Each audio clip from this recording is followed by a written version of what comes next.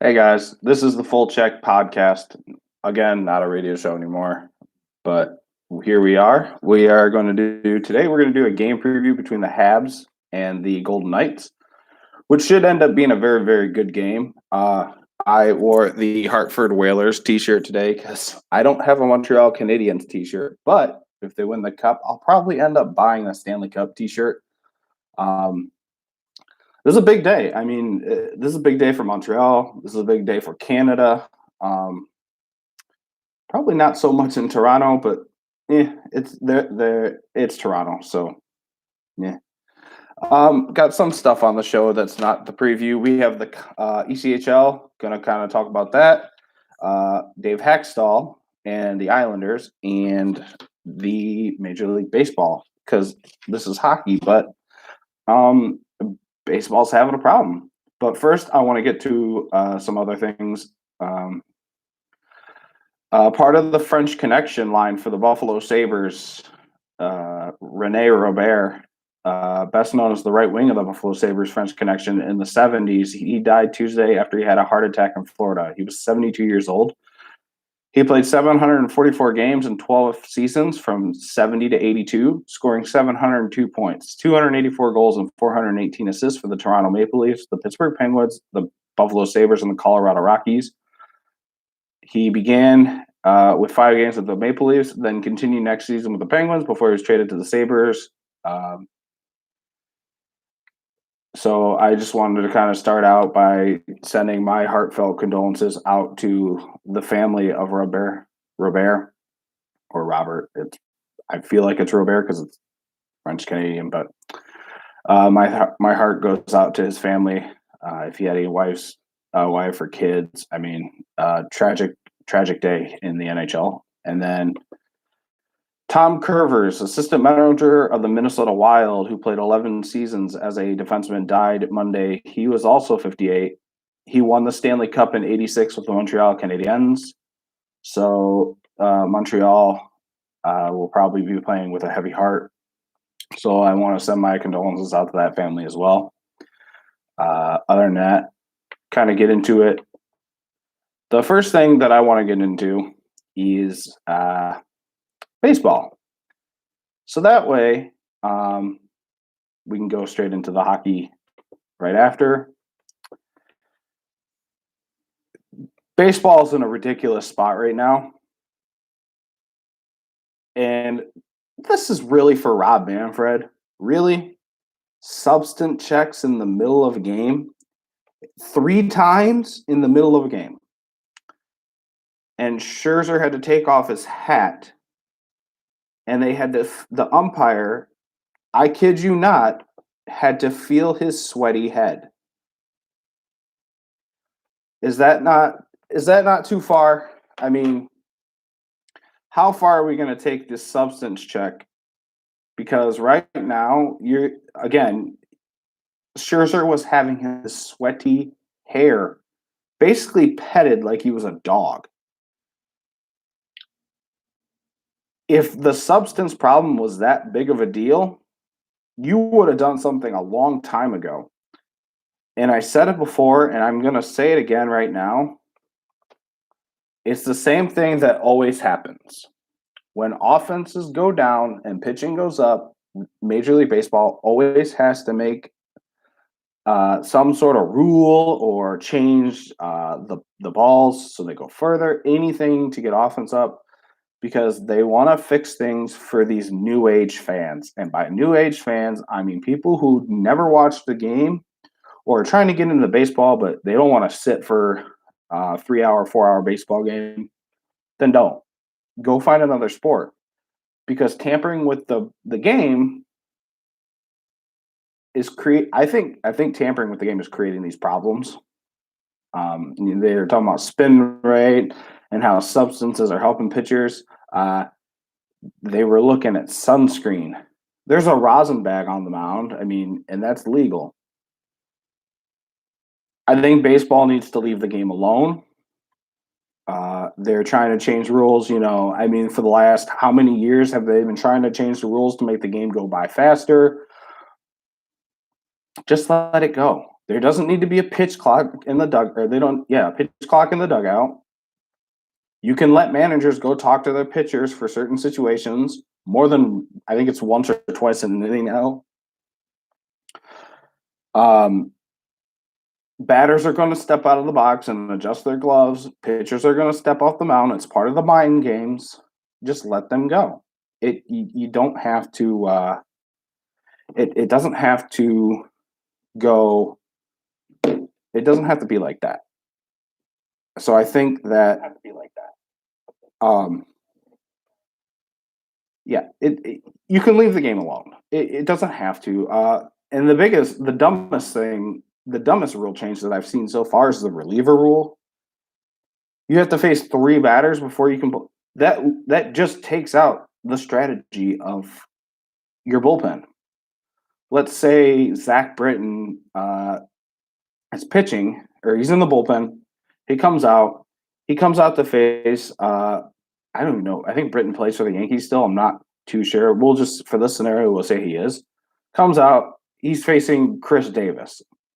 Let's say Chris Davis, as bad as he is, let's say he's terrible against Zach Britton. Britton gets a strikeout. And then Trey Mancini comes up, and Trey Mancini has a .333 batting average with 4 home runs and 5 or 6 RBIs against Zach Britton. Let's say he's 6 for 15. Pretty good against that pitcher. If I'm a manager, I want to take Britton out of there because I don't want Mancini going yard on Britton, especially if he's holding a lead. All that strategy that managers could use with relievers is out the window because now you're taking strategy out of the game. So leave the game alone. That's all I'm going to say. All right, now we get to what the podcast is actually about. Game 6 preview, Habs and Knights, 8 p.m. at the Bell Center. Montreal 3-2. This is huge. This is absolutely gigantic for the city of Montreal, for the country of Canada. I mean, it's probably bigger for Montreal than it is for Canada, considering the Senators and the Vancouver Canucks both made the Stanley Cup, and Calgary made it in 2004. It's big for Montreal because they haven't made it since '93. They've come close. I think they should have beat the Rangers when the Rangers went on to play the Kings. Unfortunately, Carey Price got hurt. Dustin Tokarski is no Carey Price, and they failed that year. They could have beat Philly, and they've lost to Philly twice now. Last year, I think, was a good stepping stone for them, beating Pittsburgh. When they beat Pittsburgh, I think that was when I think that was the confidence boost that they needed. We're a good team. And they didn't lose by much to Philadelphia. I mean, they were close games. It was a close series. They lost, and I'm pretty sure they lost in 6. So that's big for Montreal. And I'm not a Vegas Golden Knights fan, but I love history. I love the NHL, the original 6, and the hockey is just so much better when the Canadiens are good. And also, Montreal winning the Stanley Cup I think Toronto would have a complete meltdown, which would be fantastic because the Maple Leafs like to choke every year. And Montreal helped them choke this year again by coming back from 3-1 down, and Carey Price dominated that series. So as we look at this preview, tonight, 8 o'clock at the Bell Center, like I said, I think Canada should open the Bell Center. Bell Center should be at full capacity. It doesn't have the same history as the Montreal Forum. And I don't think by having full capacity that it's going to be as loud as the old barn. I mean, the Bell Center just doesn't have the same ring to it that the famous Forum in Montreal did. But not create a new forum, but you got to create a new legacy, and this is the first step to doing it. Create a legacy in the Bell Center. Tonight I'm hoping the ghosts of Montreal's past show up. The ghosts of the Forum. I hope the ghosts of the Forum have moved to the Bell Center because the Canadiens could use the ghosts in the Forum. But as we look at this, as we preview the series, you've got one goalie in Carey Price who is just playing fantastic. I mean, he's playing out of his mind for this team. He's 11-5 in 16 games played with a 933 save percentage and a 202 goals against. That's amazing, especially considering how the first 4 games of the Toronto series went. No, was it the first 5 games? I'm sorry, the first 5 games of the Montreal series or the Toronto series went. And then you got kind of a wild card, You got Robin Lehner, who is a fairly good goalie. Robin Lehner is a very good goalie. He hasn't shown it. He showed it in the playoffs finally. Robin Lehner is 1-1 in 2 games played in 877 save percentage and 397 goals against. That doesn't tell the whole story because he got rocked against the Avalanche. I'm almost positive he got pulled in the second period, and I'm pretty sure he gave up 3, 4, maybe 5 goals. Game 4 comes in.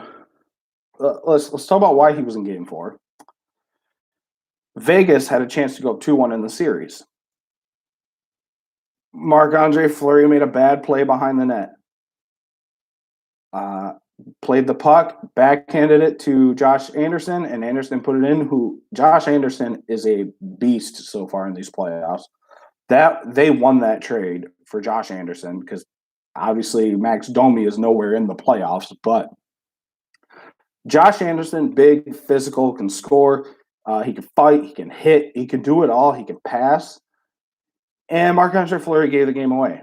I'm not going to blame the overtime goal of Marc-Andre Fleury because that was just a bad break. It was a breakaway. It was a turnover thrown down. It was not a high stick. For any Vegas fan who says it was a high stick, you need to go back and learn the rules of hockey. You need to watch. It was not a high stick. He was not offsides. It was close, but he was not offsides. But it wasn't Fleury's fault. It was a one-timer, and I feel like Montreal was kind of toying with Fleury on that goal because it probably could have passed it and shot the puck, but they did a couple passes, and Fleury was way out of position on the goal. But that's also on the Vegas defense.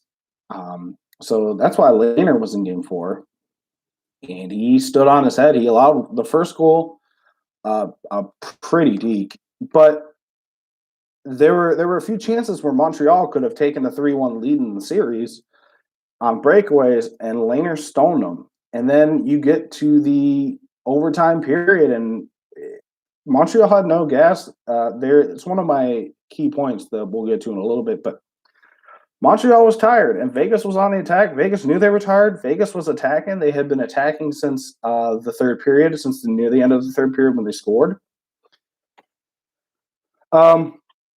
The one thing that I will say, though, is that Montreal is lucky that they won Game 3, and not because of Fleury, but overtime, and not just the overtime, but the whole series. These refs are absolutely terrible.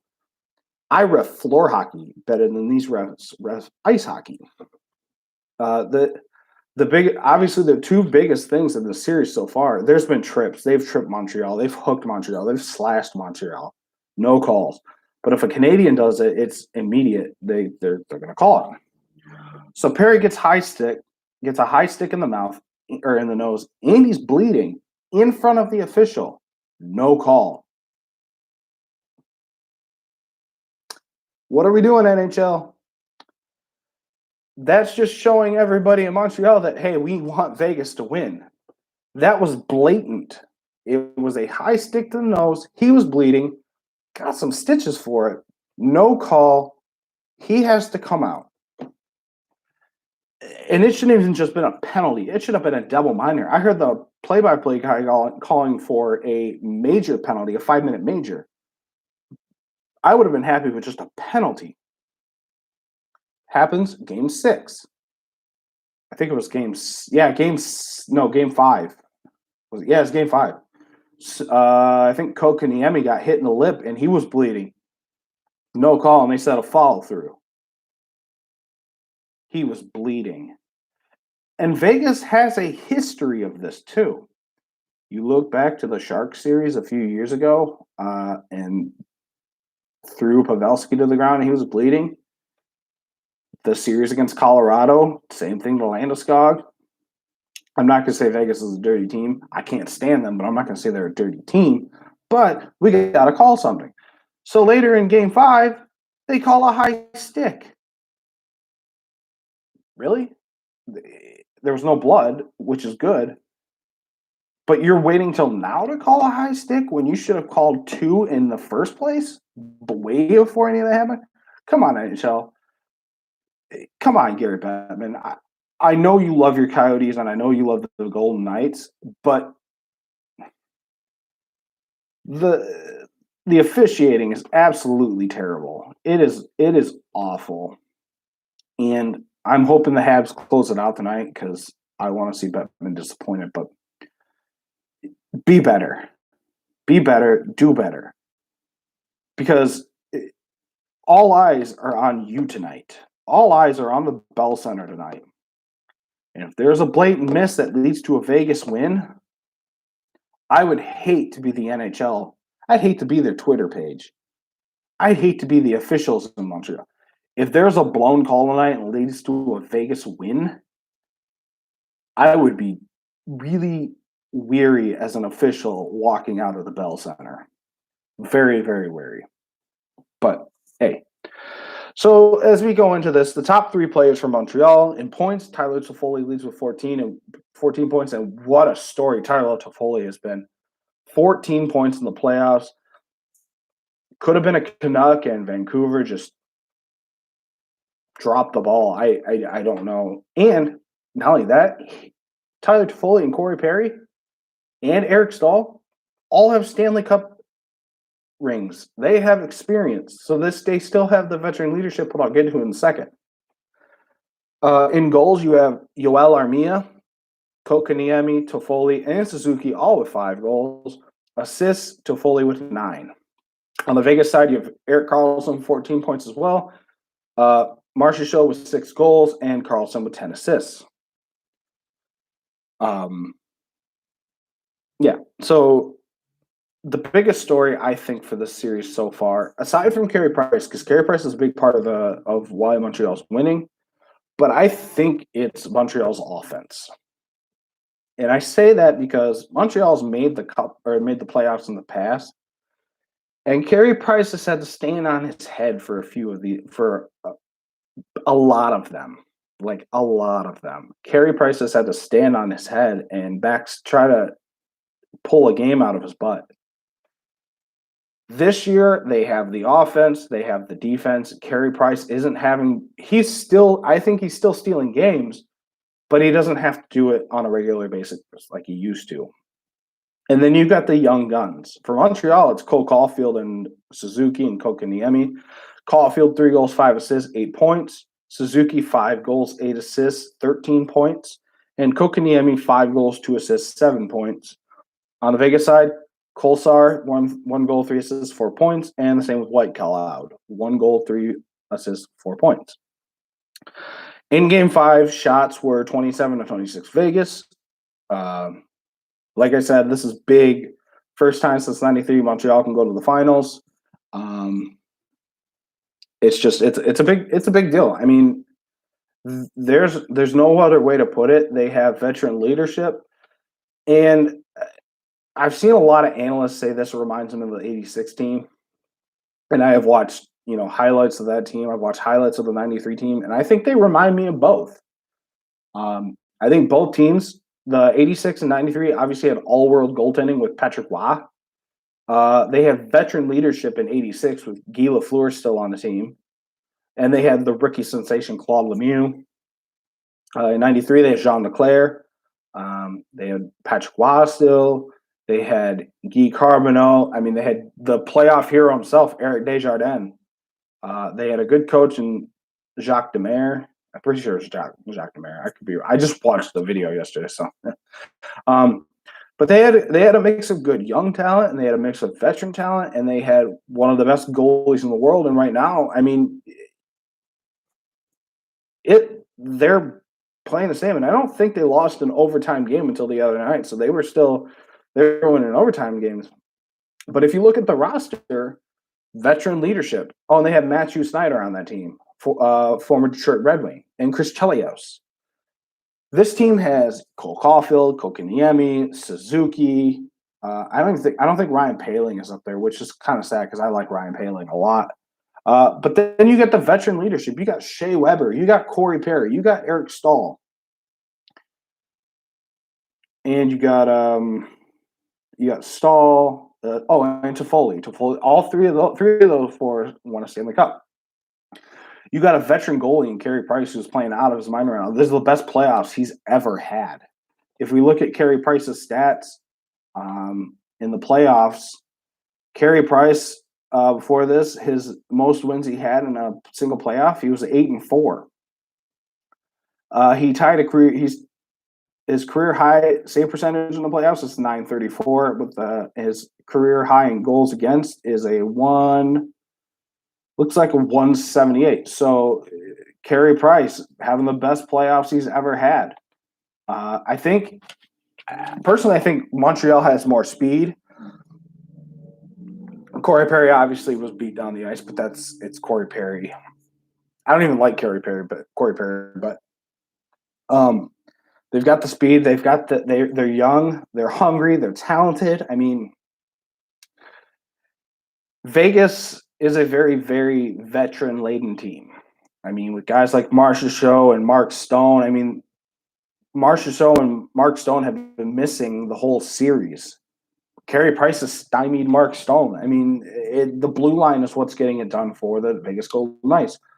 Although Pietrangelo needs to leave Brendan Gallagher alone because I think Gallagher's about ready to fight, and Petsy might get taken down a couple notches. But here's to hoping.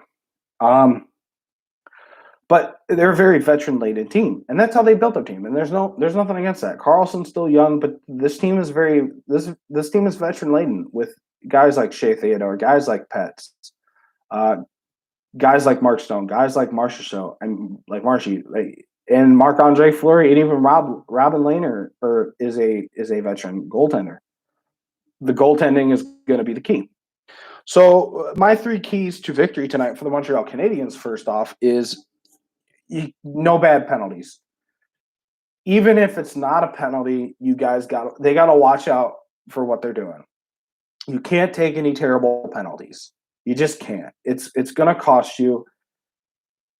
And especially in a game 6, when you have a chance to go to the Stanley Cup Finals, this is a game where you can't take any bad penalties. Like, you have to stop taking bad penalties.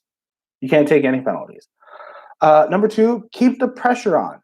When you're up, when you're winning, they need to keep the pressure on. They need to attack. They need to keep attacking. No more of this dump and chase. If you have to leave some defenseman back, leave somebody back, do something, but you got to keep attacking. There were times especially in game 4 and the other day in game 5, you're up, and when Vegas scored that goal to be down 3-1,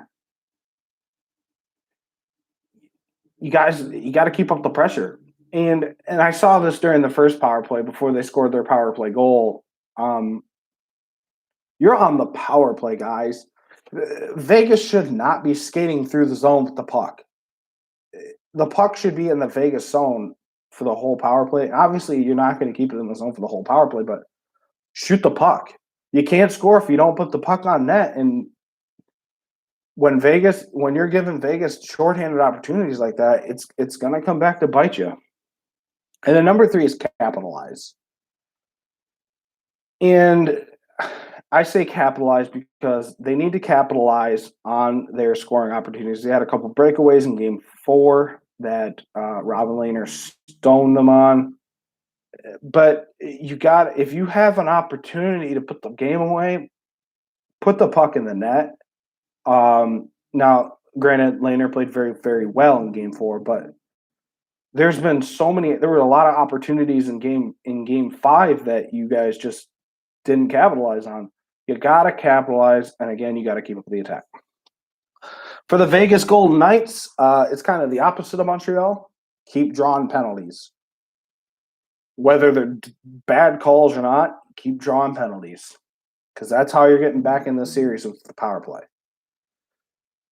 You've got to take the crowd out of early. You've got to take the Bell Center crowd out of the game immediately. You've got to score the first goal. You've got to get them quiet because if Montreal gets that first goal, it may be donezo for the Golden Knights if Montreal gets that first goal. Because if that crowd is allowed to get going, even if it's 3,500 fans, I mean, it's Montreal. It's hockey crazy up there. You've got to take them out early.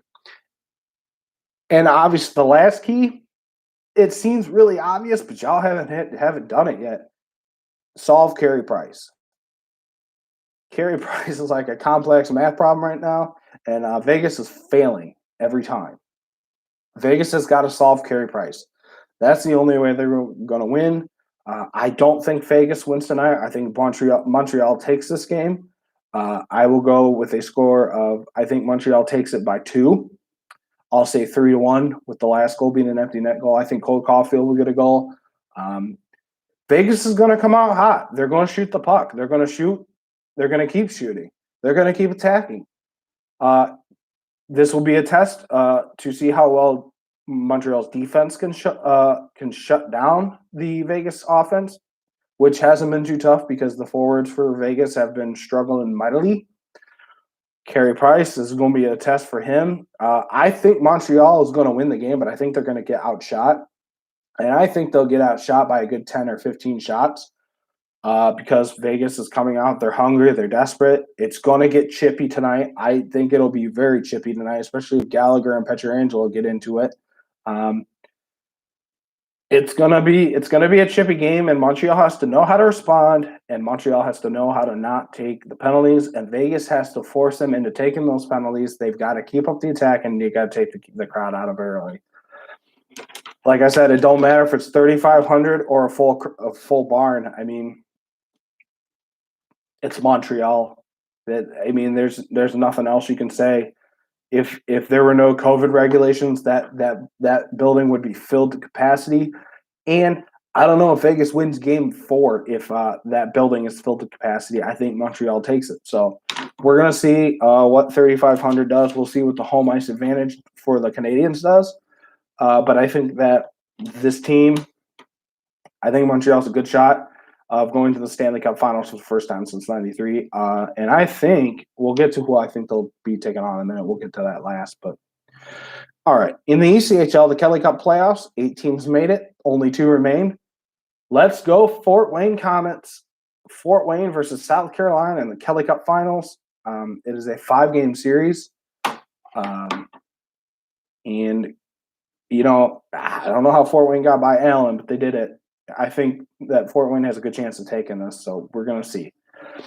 So in some other news and other hockey news, Dave Hackstall, surprising, is signed by the Seattle Kraken to be the head coach, the first head coach in Kraken history, with a record of a whopping 134 wins, 101 losses, 4 overtime losses, a .560 win percentage, a 12-4-8 record with a .333 winning percentage. He missed the playoffs twice in Philadelphia, made them 3 times. What? You didn't sign Bruce Boudreau, which is very good. I'm very proud of you. But I got to say, I would have gone with Babcock here. I mean, Hackstall, I don't know, good college coach. He can coach young players, but veterans just don't seem to – it just doesn't seem to work out. So we'll see how it goes. Babcock. I mean, I don't know why you wouldn't go for Babcock. And last but not least, well, second to last but not least, the New York Islanders beat the Tampa Bay Lightning 3-2 in overtime to tie the series at 7 after the beatdown that they got in Game 6. Woke up and up until the second period, Tampa Bay had outscored them 10-0 in 2 games, or in 1 game and then 1 full period. That was going to turn out bad, and Jordan Eberle said no. Game 7 is going to be rocking, but it'll be in Tampa Bay. So unfortunately, New York, you don't get the Coliseum. So we'll preview it on Friday We'll preview it tomorrow. But I don't know. I want it to be Montreal and the Islanders. I'm going to pick the Islanders to win. I think they'll win it in overtime, but I'm not going to be surprised if Tampa Bay wins it. And I'm going to say it, and I'll say it again. Tampa Bay shouldn't even be allowed in the playoffs because they're $18 million of the cap. But the NHL is looking the other way. Shocker there because they want Vegas, and I feel like they want Vegas and Tampa Bay in the final. But they outshot Tampa Bay 28-24. Game 7 is Friday. Go Islanders, go Canadians. I need them both in the Stanley Cup Finals because I don't want to see a Vegas Tampa Bay final. So last but not least, on this day in hockey history, the terms. Today is that day. If you're a Boston Bruins fan, I would mute this. 17 seconds means two different things depending on which hockey team you're a fan of. To Chicago Blackhawks fans, it's a term that represents one of the favorite moments in team history, but for the fans of the Bruins, it reminds them of a devastating defeat. On this day in 2013, the Chicago Blackhawks won their second championship in 4 seasons by beating the Bruins 3-2 in Game 6 of the Stanley Cup Final. Boston took a 1-0 lead into the second period thanks to a goal from Chris Kelly in his second goal of the playoffs. But Taves scored the lone goal of the middle of frame to even the game at 1-1. Lucic gave the Bruins a 2-1 lead with just under 8 minutes to play in the game, and it ticked out the clock. It seemed like the two teams would be returning to Chicago for a 7th game. Then, with 1:16 left in the third period, Taves found Brian Bickle in front of the net for game-tying goal. The Blackhawks weren't done because 17 seconds later, they stunned the Bruins to take a 3-2 lead as Frolik redirected a shot by defenseman Johnny Oduya that hit the post, and Dave Bolin got inside position on Johnny Boychuk to sweep the loose puck home and give the Blackhawks the lead. 59 seconds, and Chicago won the Stanley Cup. And I was watching that game, and that was crazy. I got to say, that was amazing. Also on this day, Detroit Red Wings fans probably don't want to remember this either. The Devils finished their sweep of the heavily favored Detroit Red Wings on June 24th, 1995, beating them 5-2 in Game 4 of the Stanley Cup Finals. First championship in team history, which started in Kansas City and had to stop in Colorado before finally calling New Jersey home. Neil Broughton got the home crowd going 1-0. Red Wings were up 2-1, and then Sean Chambers just said, no, I don't think so. Claude Lemieux won the Conn Smythe Trophy, and I was 5 years old then, but everything that I've read up to that point, Detroit was supposed to sweep New Jersey, and they said nope. Also on this day, the Atlanta Flames officially relocate to Calgary in 1980. They spent 8 seasons in Atlanta and made the Stanley Cup playoffs 6 times. However, they failed to win a single series. Their first game in Calgary was at the Stampede Corral on October 9th, 1980, and tied 5-5 with the Nordiques. Let's see here. The brain trust of the Florida Panthers and the Anaheim Mighty Ducks got together in Quebec City in 93 to fill out their rosters at the expansion draft. So different times then, that for that expansion draft in particular, you could protect 1 goaltender, 5 defensemen, and 9 forwards. All first-year pros were exempt from the draft. A total of 48 players were chosen, 2 from each team, and only 1 goaltender. Both teams got really good goalies. The Panthers got the Beezer, John Van Beesbrook.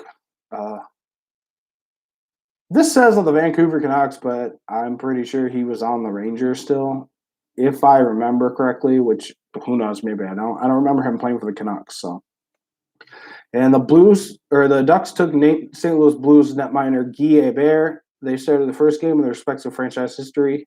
Scott Mellenby and Ron Tugnutt were a Panther. Scott Mellenby is the biggest other big name for the Panthers, and then the Ducks went Tugnutt, Brimson, Sacco, Terry Yake. A total of 4 different entry drafts have been held on June 24th. The most infamous one is probably the one in 2000 when New York Islanders Mike Milbury used the first all-round pick to draft Rick DiPietro, the first time since the Canadiens took Place in 1968. that a netminder was picked first. The Islanders made room for him by trading Olli Jokinen and Roberto Luongo to the Panthers in exchange for Kavasha and Mark Parrish. There's so many things to say about that. I don't know where to start with the Islanders. Luckily, everything worked out for the Islanders, but that was probably the dumbest trade in New York Islanders history. You gave up a future Hall of Fame goalie for Rick DiPietro and then signed into a massive contract. So, the next year, I think, no, this might be 2000 still. Danny Heatley went second to the Atlanta Thrashers before the Minnesota Wild and Columbus Blue Jackets made their first ever selections. Gabrick went to the Wild and the Jackets selected Klesla. Other notable picks from this draft are Hartnell to the Preds, Justin Williams to the Flyers, Cronwell to the Red Wings, Vermette to the Senators, Dominic Moore to the Rangers, Derek Englund to the Devils, and Henrik Lundqvist went 205 to the Rangers. In 2006, Vancouver hosted their entry draft. Before the draft, the Bruins and Maple Leafs made a rather one-sided trade. The Bruins traded netminder Andrew Raycroft for Tuukka Rask, who was selected 21st overall in 2005. Raycroft spent less than 2 seasons in Toronto, while Rask is still playing at an all-star level in Boston. All-stars stretch, man.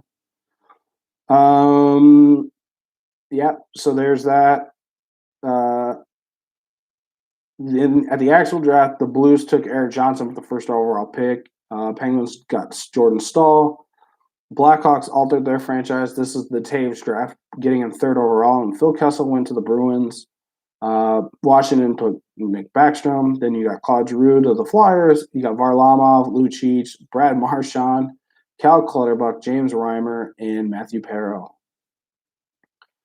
Let's see here. Landeskog went in 2011 to second to the Avalanche, and the Oilers selected Brian Nugent-Hopkins. Now, the Panthers got Jonathan Huberdeau at 3. So, in all honesty, if the Oilers go Landeskog or Nugent-Hopkins, it probably doesn't matter. But Landeskog has ended up being the better player. But yeah, so. Guy Lafleur signed to play junior hockey in 1969. He had 233 goals and 379 points in just 118 games. In 1976, Bobby Orr signed with the Chicago Blackhawks as a free agent after 11 seasons with the Bruins. They only got a shell of the Hall of Famer. The league had seen knee injuries limited him to just 26 games in the Blackhawks uniform in over 2 seasons. So yeah, I mean, that's really sad for Bobby Orr's career. I